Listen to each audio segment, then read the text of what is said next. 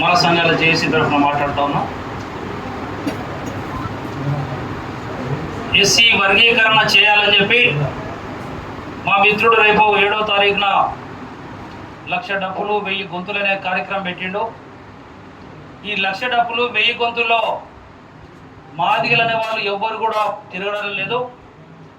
Bharatiya Janata party అనుబంధ సంఘాలైన RSS, Bajrang Dal, VHP నాయకులు మరి మొత్తం కూడా మరి మందకృష్ణకు నిధులు కానీ మరి వాళ్ళ కార్యకర్తలను కానీ సమీకరిస్తూ మరి మందకృష్ణ బడి తిప్పుతూ మరి మనవాదులందరూ కూడా మందకృష్ణ బడి తిరుగుతూ మరి 1000 డప్పులు 1,00,000 డప్పులు 1000 గొంతులు అని చెప్తా ఉన్నాడు. కానీ ఎవరు కూడా మాదిగలు తిరగడం లేదనే మాట ప్రజానికానికి ఈ సందర్భంగా మేము తెలియజేస్తా ఉన్నాం. మీ అందరికీ కూడా తెలుసు, మందకృష్ణ గారికి గతంలో జి కిషన్ రెడ్డి గారు అనేక విధాలుగా సహాయ సహకారాలు అందిస్తూ కిషన్ రెడ్డి గారి దగ్గర ఉన్నటువంటి తన బ్లాక్ మనీ మొత్తం కూడా మరి ట్యాక్స్ నుంచి తప్పించుకోవడానికి ఎవరో చెప్పారట, మందకృష్ణ మీద పెట్టుబడి పెట్టండి, 2 విధాలు మనకు ఉపయోగపడుతుంది అని చెప్పి.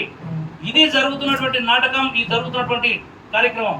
సోదరులారా, ఇలా మాల మాదిగల్లో చిచ్చు పెట్టి మాల మాదిగల్లో మరి విభేదాలు సృష్టించి భారతీయ జనతా పార్టీని అధికారంలో తీసుకురావడానికి జరుగుతున్నటువంటి కుట్ర మందకృష్ణ గారు చేస్తూ ఉన్నారు. మేము కూడా చెప్తా ఉన్నాం, నిజంగా రేవంత్ రెడ్డి గారు ముఖ్యమంత్రి గారు మీకు మా మాదిగల మీద కానీ మా మాదిగల మీద కానీ మా 50 నిజంగా ఉమ్మడి రాష్ట్రం ఉన్నటువంటి ఇప్పుడు కూడా 59 కులాల్లో మా మీద ప్రేమ ఉంటే రేవంత్ రెడ్డి గారు మీ సాకిరి మీద నెల్లకాలం గుర్తుపెట్టుకుంటాం. మేము మా మాదిగ సోదరుడు ఉన్నటువంటి మా సంపత్ గారికి ముఖ్యమంత్రి పీఠాన్ని ఇచ్చేసి నువ్వు తప్పకుండా దళిత జాతి మొత్తం రేవంత్ రెడ్డి గారికి కృతజ్ఞత చెప్తామనే మాట తెలియజేస్తా ఉన్నాం. కానీ నీకు ఏమాత్రం కూడా అవగాహన లేకుండా జడ్జిమెంట్ వచ్చినటువంటి ఒకటే రోజుల్లో నువ్వు చదవకుండానే మరి గాలి మాటలు చెప్పి నేను అది ప్రజలందరూ కూడా తప్పుదో పట్టిస్తున్నాం. ముఖ్యమంత్రి గారు, ఇది మంచి పద్ధతి కాదు. మీరు చెప్తా ఉన్నారు మేము మేనిఫెస్టోలో పెట్టినామని. రేవంత్ రెడ్డి గారు మీరు అధికారంలో వచ్చే రోజు మేనిఫెస్టోలో రేషన్ కార్డు ఇస్తామని చెప్పినారు, మరి దళిత బంధువులు పెంచుతామని చెప్పినారు. మరి అదేవిధంగా మరి అనేక హామీలు ఇచ్చి మరి వృద్ధులకు కానీ వితంతులకు కానీ 4,500,000 పెన్షన్ ఇస్తారు. ఇవన్నీ మేనిఫెస్టో లేవా? ఏడాది అయింది, ఇప్పటి వరకు కూడా ఒక్క పెన్షన్ కూడా ఇవ్వలేదు. ఇవన్నీ మర్చిపోయి కేవలం నీ స్వార్థ రాజకీయాల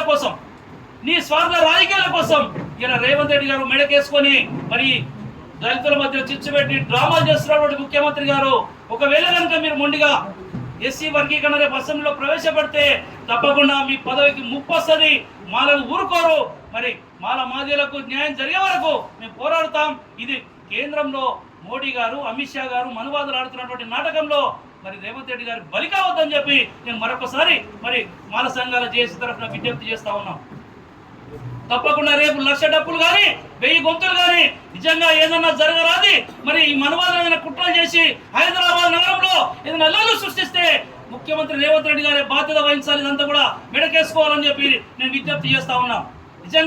నిజంగా ఎస్సీల మధ్య సమన్వయం కుదుర్చాలంటే మాల మేధావులను పిలవండి, మాది మేధావులను పిలవండి. ఒక వారం 10 రోజులు 2 రోజులు చర్చలు పెట్టండి. దాంట్లో ఏమొస్తుందో మీరు చెప్పండి. ఇలా కంచె ఎల్లయ్య గారు పెద్దలు చెప్తా ఉన్నారు, మరి ఇలా హరగోపాల్ గారు చెప్తా ఉన్నారు, కోదండరామ్ గారు చెప్తా ఉన్నారు, గాలి వినోద్ కుమార్ గారు చెప్తా ఉన్నారు. ఇంకేం కావాలి? అంతకనే పెద్ద మేధావులు కావాలన్నా? పనికిరాని పసలేనటువంటి మరి మనవాదులకు ఏజెంట్ కాదైనటువంటి పృథ్వీ గారు విఠల్ లాంటి వాళ్ళను మరి పరిగణలోకి తీసుకొని చేస్తే నీ పదవికి ముప్పు వస్తుంది. నీ చేతగారితనానికి నువ్వు మరి బలైపోతావు రేవంత్ రెడ్డి గారు అని చెప్పి మాల సంఘాల జేఏసీ హెచ్చరిస్తా ఉన్నది.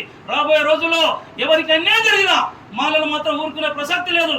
ఈ రాష్ట్రంలో ఏ విధంగా అయితే కాంగ్రెస్ పార్టీ అధికారంలో తీసుకొచ్చినామో అదే పోరాటంతోని రేవంత్ రెడ్డి గారిని దించే వరకు కూడా మాల సంఘాలు పోరాటం చేస్తాయని చెప్పి ఈ సందర్భంగా మాల సంఘాలు హెచ్చరిస్తా ఉన్నాయి. ఖబర్దార్, నిజంగా మా మాల మాదిగలకు న్యాయం చేస్తే మరి అందరితో చర్చ పెట్టండి, డిబేట్ పెట్టండి.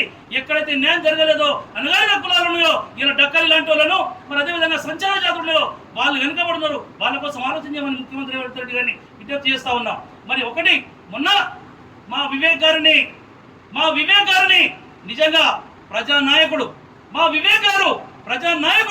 మరి వెంకటస్వామి కాకా నుండి ఇప్పటి వరకు కూడా మరి అనేక మంది దళితుల ఐక్యత కోసం కృషి చేసే వాళ్ళు మరి నిజంగా భారతీయ జనతా పార్టీ ఏజెంట్గా పనిచేస్తున్నటువంటి ఈ కాంగ్రెస్ కొంతమంది సంపత్ లాంటి నాయకులు మరి మా ఖర్గే గారిని విమర్శిస్తూ ఉన్నారు, మరి కాంగ్రెస్ నాయకులు అందరూ విమర్శిస్తూ ఉన్నారు, దేశంలో అందరూ విమర్శిస్తూ ఉన్నటువంటి మందకృష్ణ మీద మాట్లాడకుండా భారతీయ జనతా పార్టీకి ఏజెంట్గా పనిచేస్తున్నటువంటి కొందరు నాయకులు, కాంగ్రెస్ నాయకులు వివేక్ గారు విమర్శిస్తా ఉన్నారు. ఖబర్దార్, వివేక్ గారి మీద ఈగ వాలినా, వివేక్ గారి మీద ఏ అన్యాయం జరిగినా ప్రజలంతా లక్షలాది మంది హైదరాబాద్ చలో హైదరాబాద్ కార్యక్రమం చేపడతాం. ఈ రేవంత్ రెడ్డి గారికి మాలో సత్తా ఏందో చూపిస్తామని చెప్పి ఈ సందర్భంగా హెచ్చరిస్తూ మరి జాగ్రత్త చూసుకో రేవంత్ రెడ్డి గారు, నీ పదవికి ముప్పు వస్తుంది. నువ్వేదైనా జరగరాదు జరిగితే చేస్తే మరి మాలందరూ కూడా మీకు తెలుసు, ఎవరి మద్దతు లేకుండానే గతంలో మేము జింకార గ్రౌండ్ లో 10 లక్షల మంది మొబిలైజ్ చేసినాం.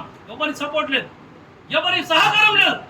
కాబట్టి మా శక్తి ఏందో ముఖ్యమంత్రి గారు మరొకసారి మీరు తెలుసుకోవాలని చెప్పి మాదిరికి న్యాయం చేస్తే ఇంకో పద్ధతి ఉన్నది. మీరందరూ కూడా మేధావులను కూర్చోబెట్టండి, ఎక్కడ అన్యాయం జరిగిందో మాట్లాడదాం. అంతేగాని ఇష్టమైనట్టు చేస్తే ఎవరు ఊరుకోరు.